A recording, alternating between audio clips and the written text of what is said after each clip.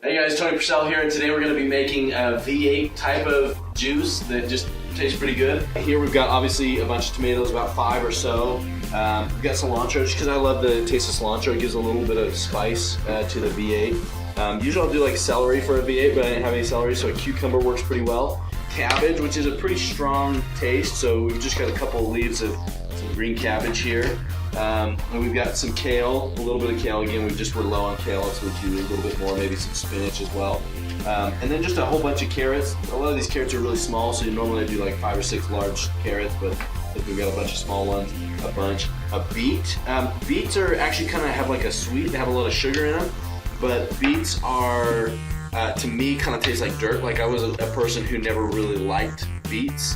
So I don't love like really beety type of juice, but beets are super good for you and they can add a lot to your juice. Then we've got just 1 clove of garlic. Obviously you don't want too much garlic, really strong. And then ginger. This is a pretty small, maybe I do about 1 inch. This is probably about a 1/2 inch of ginger. And my wife doesn't like ginger at all, so I just do half a thing of ginger here. So let's go ahead and get started on the juice. Okay, so we're gonna get started on this. One of my favorite parts about juicing is actually my little boy just like loves helping me do it. So every day when I juice in the morning, I'll just give him everything. He can put it right in. And so if your juicer has speeds like this, you can see you want to do lower speeds.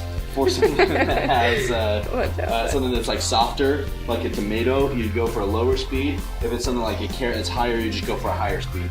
If you don't have speed, then don't worry about it, just so you have an idea. So we'll go ahead and get started. Okay, go ahead, pal. Push it down. So you can see how easy it is. A 3-year-old can juice. So see how fast this can be. You can take something like, these are pretty soft again, then you can put all 3 of these in a row, and we gotta keep that. Just push that down. Okay, now when you have something small like garlic or ginger, not a ton of juice comes out of these, but the juice is very strong, so you don't want to overdo it on these. But you want to make sure to not do these at the end, because there's just a tiny amount of juice, and if you don't have something else at the end to push it through, then the juice in there will just get stuck in there in the juicer, won't ever come through the end. So I'll do these usually about in the middle. When you've got like some leafy greens, you want to pack them together as tightly as you can.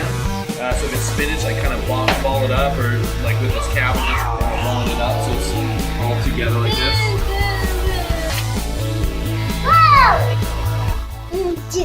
Okay, last finishing touches on the V8. You just add a couple spices. You can do a little bit of like cumin, and not a whole ton, see? Put a little bit in, a little bit of salt.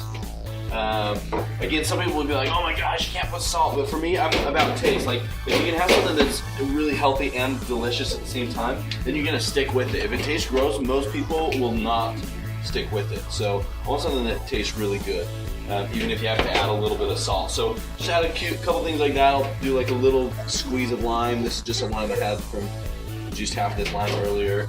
And then if you want a spicy V8, just any kind of hot sauce, just kind of put it in there. I'm not going to do spicy today, but go ahead and stir it up. So here we are. We've got a beautiful looking V8 full of fruits and vegetables. And it tastes delicious. So make sure and subscribe to my channel or to my blog, wherever you're at, and like the video.